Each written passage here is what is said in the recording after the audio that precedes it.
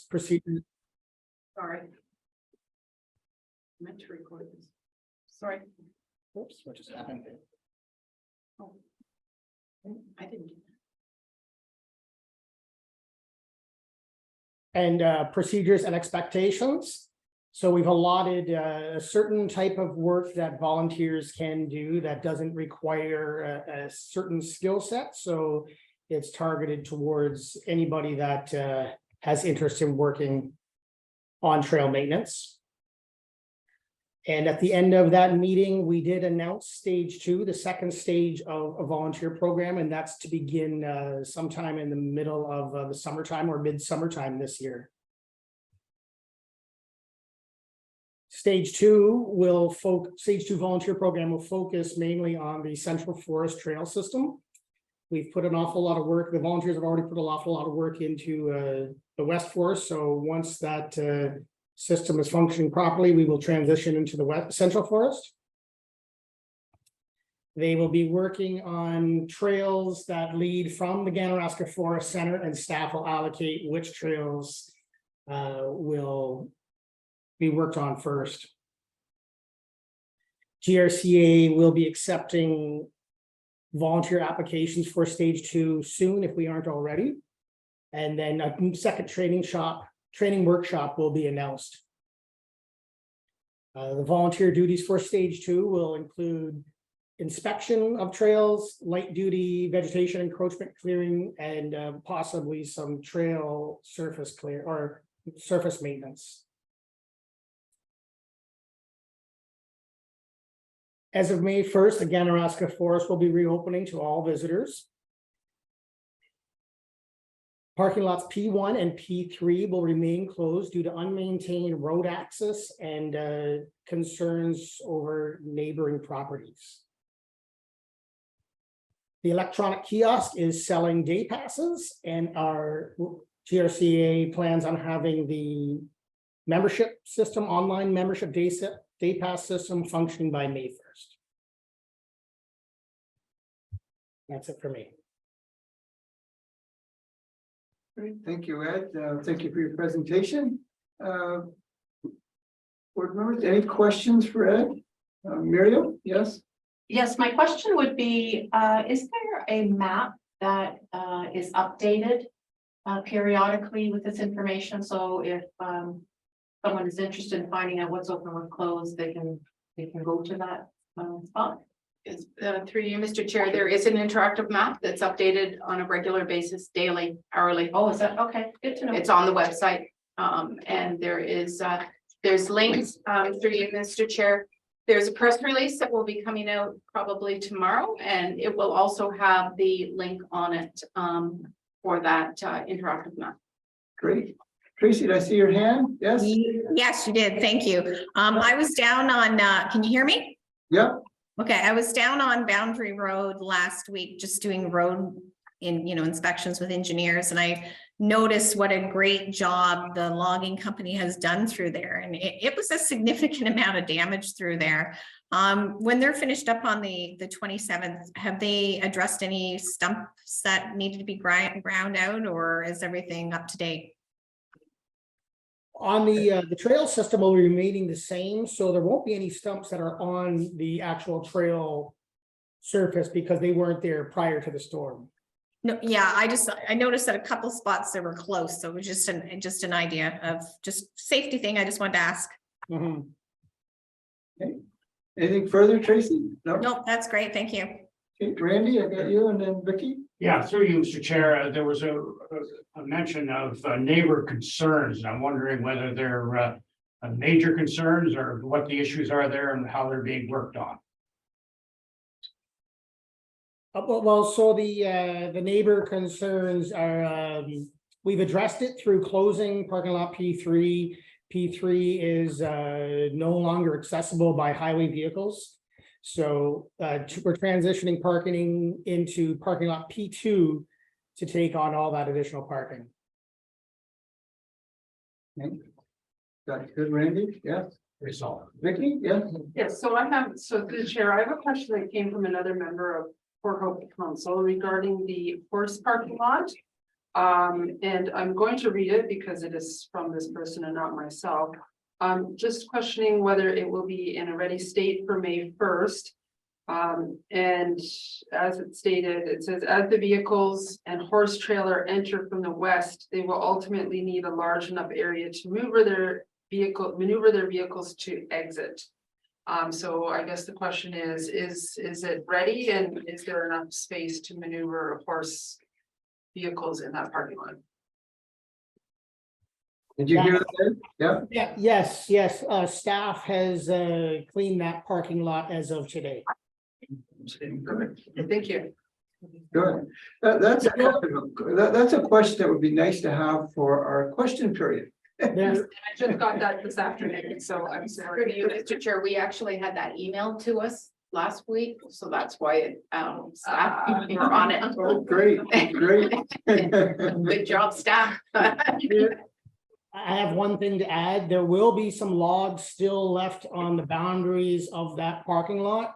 They're scheduled to be picked up by the logging crew prior to after half load season, so that's sometime in May. Okay, not sure when it is in Port Hope. Is it May 1st, Port Hope? Outfield season? You don't know? Yeah, No clue. I think each municipality may be a little different, so. Through you, Mr. Chair, I did respond that back to the person that emailed the question to us as well, and we explained it was half load season and we would be on that as soon as possible. Which is very understandable. Great. Any other questions for Ed? Have a motion to receive the report for information purposes. Randy, you'll move. Seconder Lance, all in favor? Yes. Okay, next up, we have our natural hazards presentation, part 2. And I believe Corey and Ken are going to be doing a joint effort on this one, so I'll turn it over to who's doing it first. Corey, you? I'll start, yeah, Yeah, thank you, okay. Mr. Chair.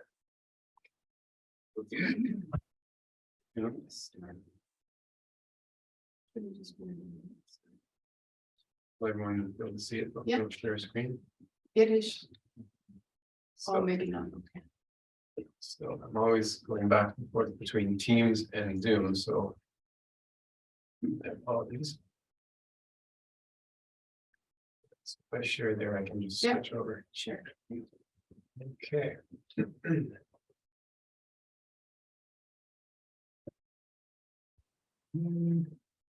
Okay, so. It says it's sharing, but yeah, let me try this again. Because I put it full screen and that's how it showed up.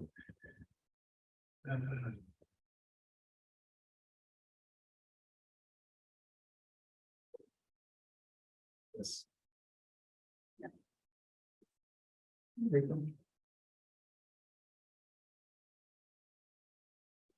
Still wants to show it up there. Can people see that screen? Yep. You can see You it? just, so can you Is it full screen or are you seeing the, can you do it from the Other slide. beginning or like from slideshow? There should be something on the top. Seeing the slide deck. Yeah, I can't read it. so there? You have to get right up there to click. Our eyes are. Yes. Sorry, we're about 20 feet back. You don't see the screen as well as. Like, oh, and then white man. I know, yeah, exactly. Should be able to click on from the beginning here. The link in the or the agenda doesn't seem to be working. The link in the agenda, On well, for the the presentation. Page 10 of the agenda. Are you meaning for the presentation? Mhm. Yeah, it won't, no. The presentation isn't online. The presentation, we Oh, put I it. just saw because it was in blue. Okay. Oh, Yeah, no, we haven't, it I shouldn't have did been try in that blue. myself. It should have been the staff report. Oh, sorry, I didn't notice it was in blue. I didn't. Yeah. Somebody put it in There we blue, go. they shouldn't have put it in blue. They just finished this. So everyone can see that now? It's perfect. Great. Okay, thank you, Mr. Chair. I'll have to speak up for a minute. Yeah, can everyone hear me okay? Yeah. Okay, Tracy great. said yes. So this is part 2 of our natural hazards presentation series that Ken and I are doing for the board.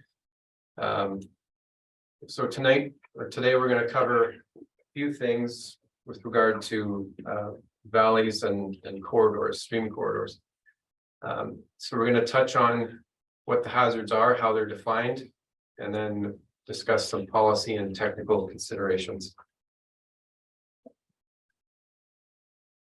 So just for a bit of background and a refresher, I think we all know that the Conservation Authorities Act was enacted in 1946 in response to a number of concerns from the community. A lot of them were stemming from drought and erosion concerns. It was determined through the legislation that these issues are best managed on a watershed basis. The creation of conservation authorities provided the means by which the province and the municipalities could join together to form a conservation authority within a specified area, namely the watershed, to undertake programs for natural resource management. So the Act and corresponding regulations are designed to protect people and property from flooding and erosion hazards. I guess the key message here is that development and construction within hazardous lands is costly to build, and anything that is in a hazard requires ongoing maintenance. And the bottom line is that good planning saves the taxpayers significant dollars long term. So our series here is kind of mirroring the wording in the Act and how the different hazards are described in the Act. So the talk for today is dealing with that top one. Areas that are in or adjacent to river or stream valleys. So river and stream valleys are described in the regulation as depressional features associated with a river or stream, whether or not they contain a water course. And that's an interesting point to note, because a lot of times, you know, it's a given that you're going to have a water course or a stream in these systems in most cases, but there are situations where it might have been a glacial feature that formed a valley and still has a hazard associated with it, even though the water course may not be present. River and stream valleys can be identified under 2 distinct situations, namely where the river or stream valley is apparent or where the valley is not apparent. And Ken will get into that in the coming slides here. So I'll pass it over to him. So this is a section within our regulation, and further to Corey's point to some of these valley features may be have a wetland in the valley or a pipe portion of water course as well. In general, valley slopes, they're typically greater than 2 meters in height. There is a top bank or a physical top bank that's identified by GRCA staff. And there's a long-term stable slope line. I'll get into more detail a little bit later. And where there is not a slope, a valley is still recognized. And in those situations is determined by the greater of the regulatory storm floodplain or the meander belt of the watercourse. So why regulate river and river valleys?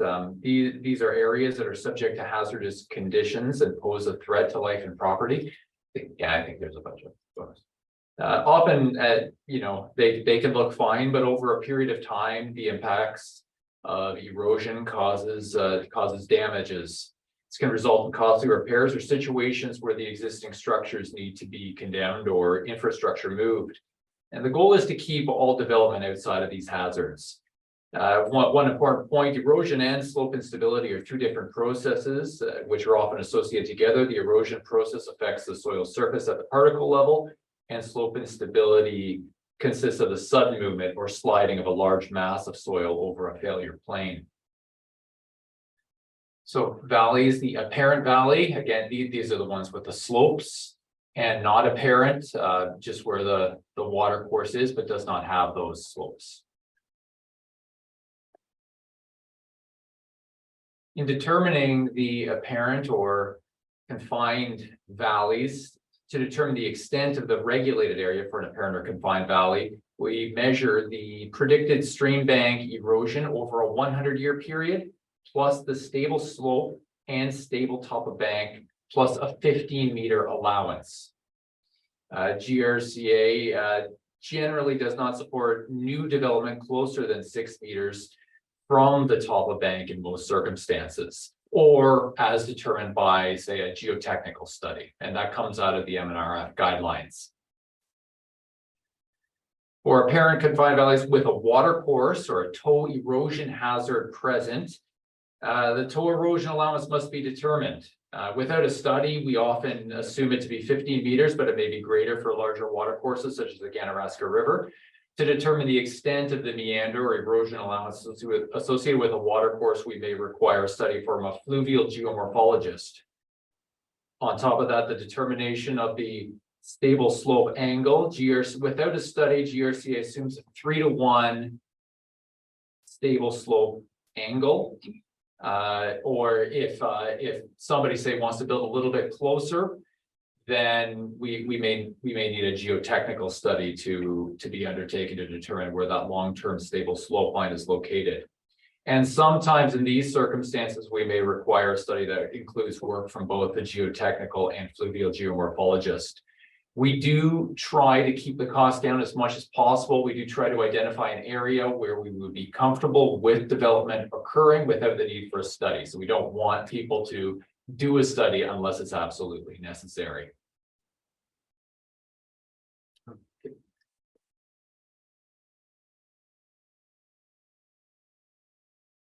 And GRCA policies for the implementation of Ontario Regulation 168/06 are based on guidance from the MNRF.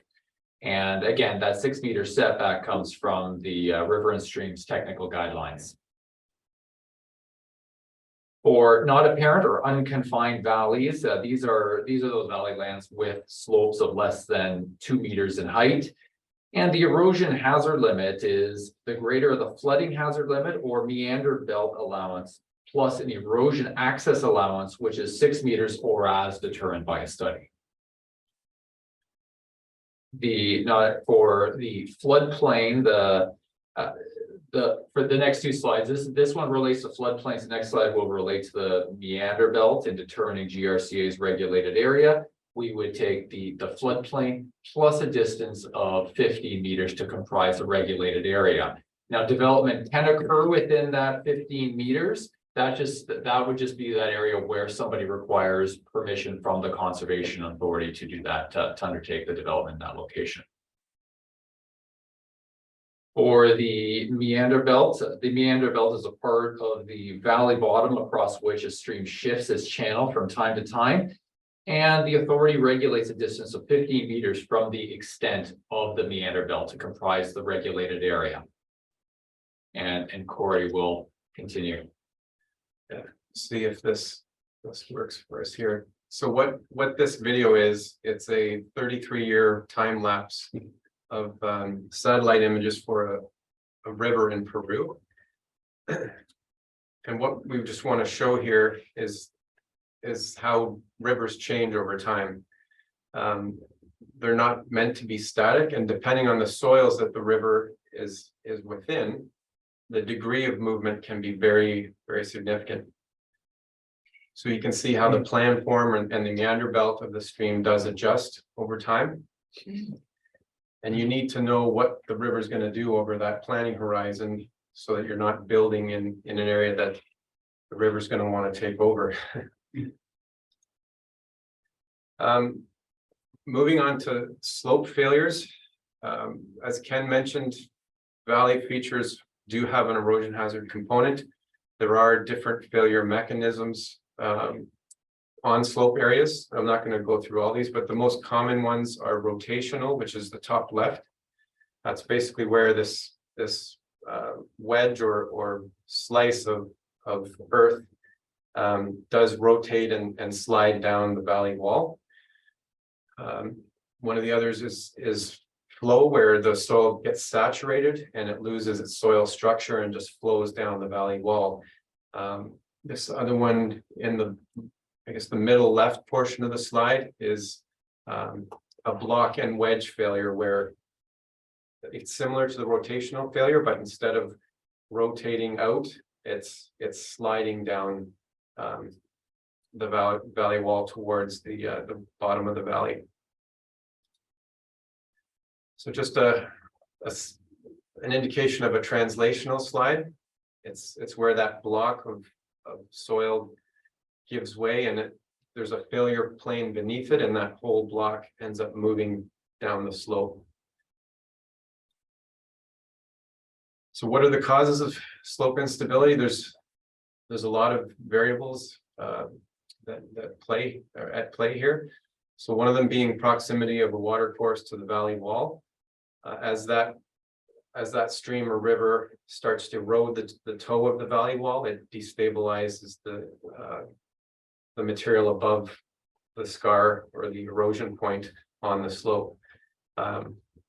Internal seepage or groundwater levels can be a factor. It can affect the stability of the soil, the structure, and it can give way. Surface runoff is another factor.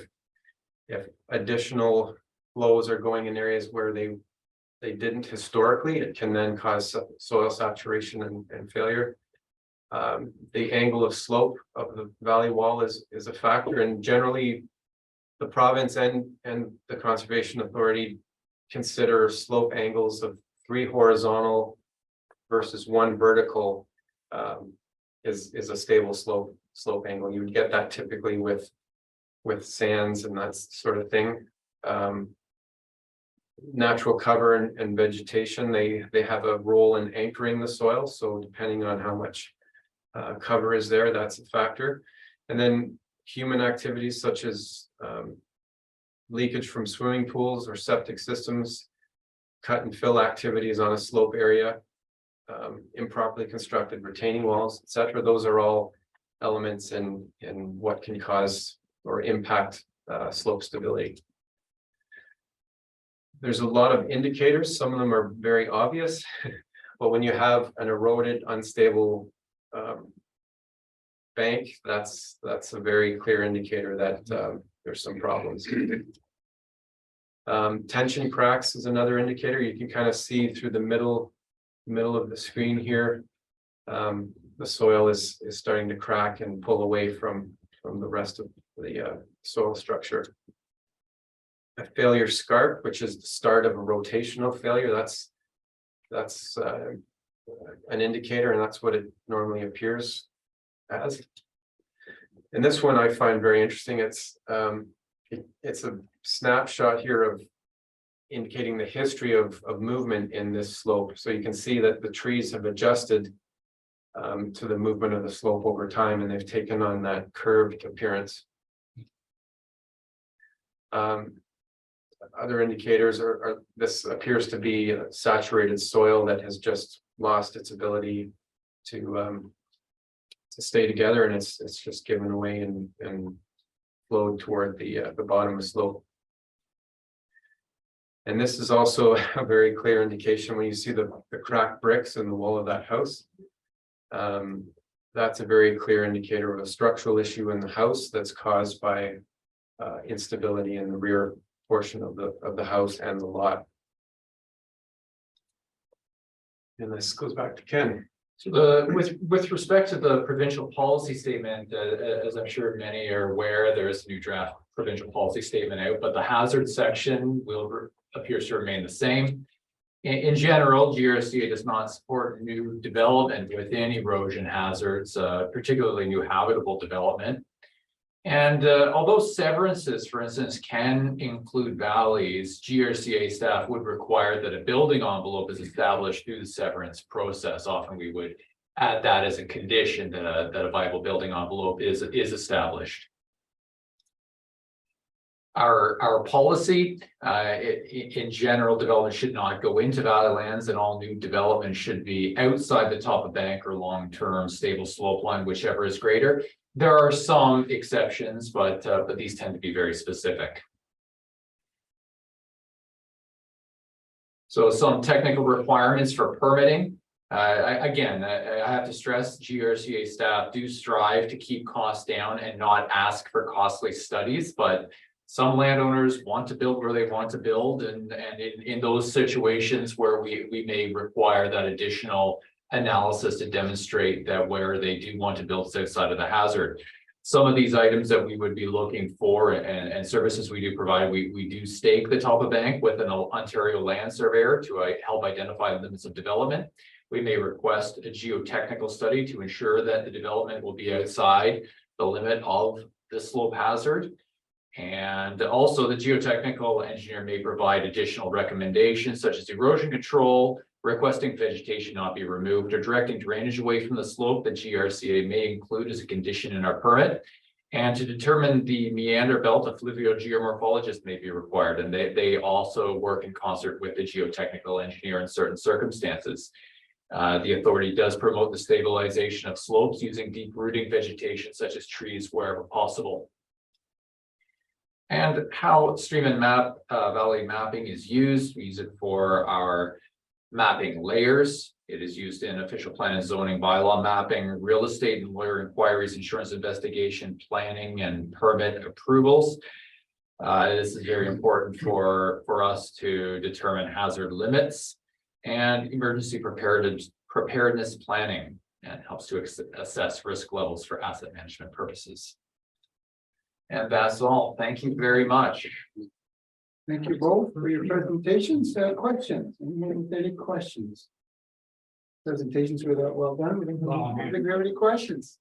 Miriam, yes, you have one? Thank you, Mr. Chair. I have heard in the past the reference to something like a term dynamic shoreline or a dynamic area.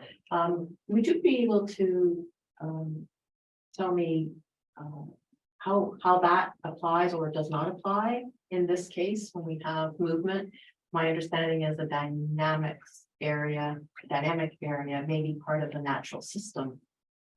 Just that is a benefit, perhaps not to humans, but to other living things. And so I'm wondering if you would comment.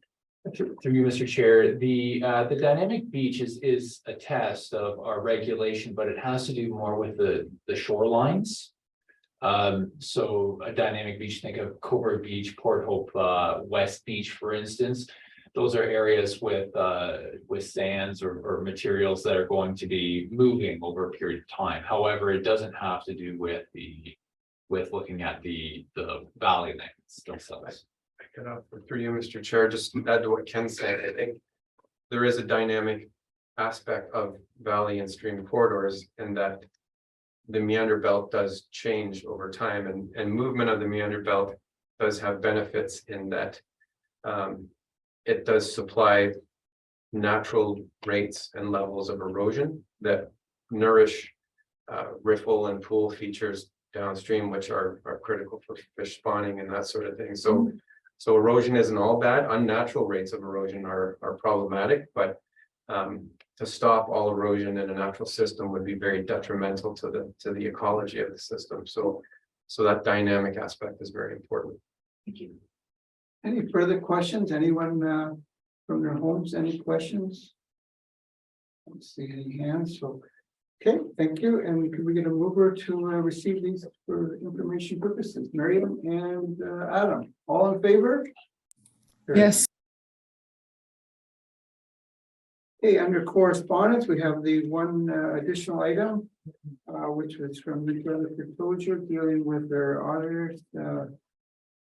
And basically giving us a clean bill of health here, then looks like everything went well.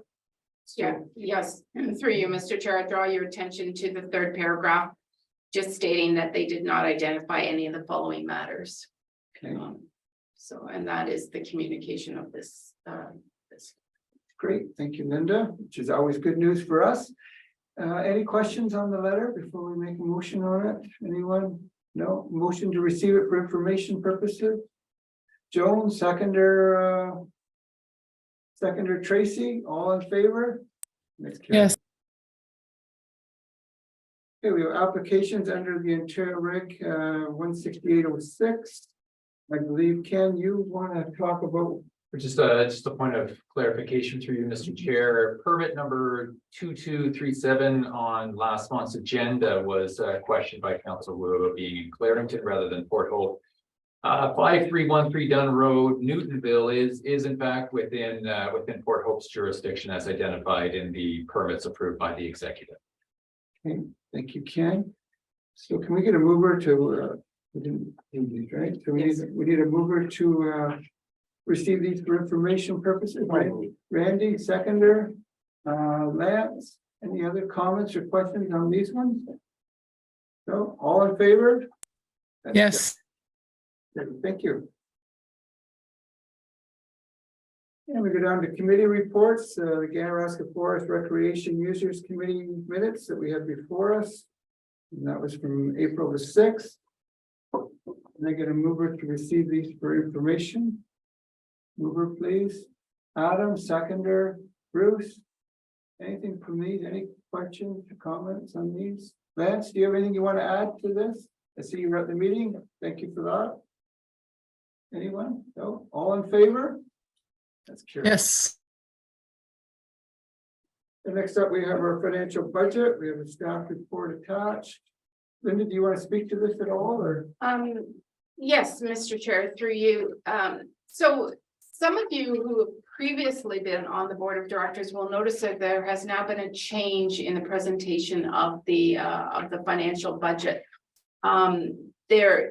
This is to provide more information on the programs and services, and because we are now moving towards categorizing our programs and services into mandatory, non-mandatory, enabling services. We will also be speaking with your staffs at your municipalities to create MOUs on each of the programs in category 2 and 3 as well. And so this is a totally new budget. There is less detail. You're not seeing how much we spend in postage. So some of the line items where we used to give, just very much detail, a lot of the conservation authorities were meeting, we're looking at all of the budget presentations. We were just in a seminar on Monday, and a lot of conservation authorities are moving more towards this type of structure. So to give information to the members and to our board on what is mandatory, what is non-mandatory, and just some more information around those programs. And certainly, if anybody has any questions on specific items, we'll be able to answer those. Anyone with any questions for Linda? How about Vicky and then Miriam? So through the chair, I don't have a question. I just have a comment that, when I saw this for the first time, I was like, I don't remember seeing this before, like this format. And I just want to make the comment that I think that I commend this. I think it's very well presented. And for the average person in the public who wants to learn a bit more, it's very easy to read. And we did have the budget questioned by a few members of the public last fall, if some of you remember. So this is very helpful to be able to present it this way. So congratulations on this. Very well done. Very good. Miriam? I was gonna say, pretty well, what Vicky said. Yeah, fantastic. Really welcoming and well presented. And my understanding from what has been said is that if there's any question about details, we can always follow up with questions. But yeah, awesome. Thank you. Great. Anyone else? Questions? There being none. I just, Joe? I did have a question through you, Mr. Chair. It had to do, I guess it's more or less for the 2024 budget. And one of the council members asked if the levy would be less because the services are, you're not doing, some services are being taken away. So I'm just wondering if there would be a change in the levy. For you, Mr. Chair. No, is the short answer. Natural heritage is the only change, but that has been always wrapped up, and Ken may be able to speak more about this. That review has always been wrapped up with other services and just bundled as one. And it just makes up a very small portion of our planning services. Ken, did you want to? Through you, Mr. Chair, the conservation for Planning Act applications, for instance, the Conservation Authority would review environmental impact studies, for instance, and the authority would collect a review fee from the proponent in those instances. However, we're just unable to perform that role, and what we would do is collect from the proponent in that regard. Thank you. That helped, Joan. Miriam? I had sent two small questions, and one with regards to the natural heritage. I will be getting information separately, or would you? The other had to do with a mention of Brook Creek, and I don't recall I have a history on what's happening and what the current. Okay, through you, Mr. Chair, I can speak to that. So the Brook Creek Flood Mitigation Study is an update of a study that we're doing for COVID related to flooding impacts in Brook Creek. I think Acadia Drive, South King Street floods in the order of a 5-year storm. So there's efforts being made to try and mitigate the impacts associated with that. So we did do a study about 10 years ago. There's been some development in the watershed since then. So we're updating the drainage areas and modeling to reflect the current hydrology of that watershed, and then further refining the initial concepts that were proposed 10 years ago to look at the possibility of flood control facilities, much similar to the Kerr Street Pond on Midtown Creek, seeing if there's options for a similar type facility within the Brook Creek watershed to mitigate the flood impacts downstream. Interesting you say that, because there is a public park adjacent to the creek in that area. It's somewhat landlocked. And I remember when some years ago, there's some discussion of declaring it surplus, some citizens had said, maybe not. But thank you for that update. That's my childhood neighborhood. Okay. And I would say about every 3 to 5 years, the lower part of Brook Road was white clean. Had to be rebuilt. So it hasn't happened. That's good news. Any other, you had another question? Miriam? Yeah, it had to do with the county had some natural heritage mapping or a study, big. And my question had to do with did it inform, or was it companion to the work that you were referring to with regards to natural heritage? Through you, Mr. Chair, I did pass that to Ken. He did try to call you. Oh, okay. He left a message for you, but he can either.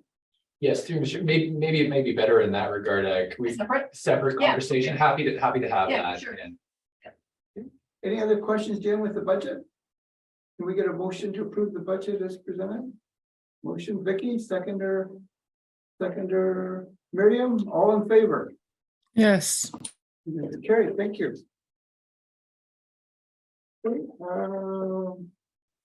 Before we adjourn, I just want to say a couple of things if I could, Board.